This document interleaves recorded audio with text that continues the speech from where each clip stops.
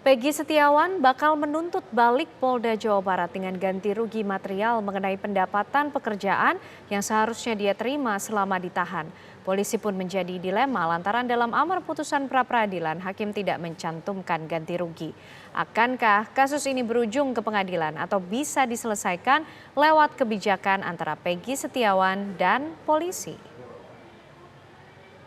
Yang saya dengarkan tadi Jenderal Arianto tidak mengatakan seperti itu. Beliau justru menempatkan putusan ini adalah yang terbaik, membuat tidak diulang-ulang seperti yang masa lalu.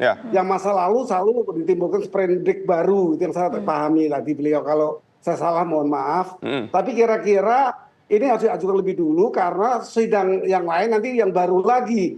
Justru kelebihan atau pendidikan dari putusan ini sangat menonjol, mengatakan di butir 5 tidak sah segala putusan dan penetapan yang dilakukan oleh lebih lanjut oleh termohon, yaitu kepolisian, yang dikenakan dengan penetapan tersangka atas diri termohon dan pemohon. Artinya bahwa pemenang pra-peradilan ini tidak bisa ditersangkakan lagi.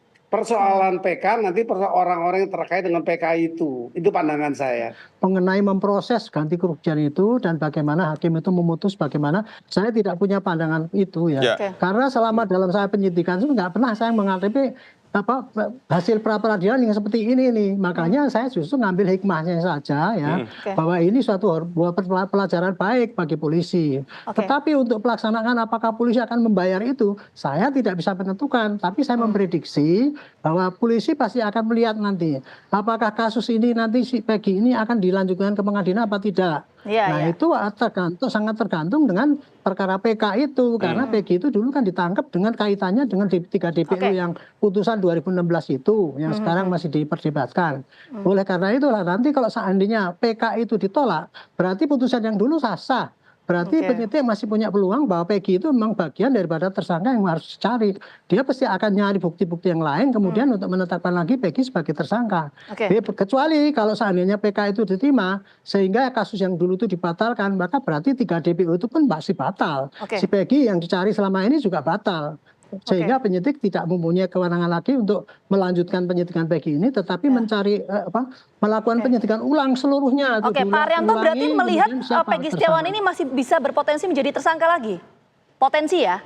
Bisa ya, bisa enggak? Ya berpotensi, tergantung dari itu tadi saya katakan kalau PK-nya ditolak. Berarti kan yang dipakai acuan kan putusan 2016. Itu tidak dianulir dengan pernyataan-pernyataan di ini kesaksian yang bertebar banyak banget itu. Kalau ditolak ya PK-nya. Tapi kalau diterima berarti kan menggugurkan putusan yang 2016 itu, menggugurkan juga DPO yang di dalamnya ada Peggy dan 3 yang itu. Ya, Pak Arianto.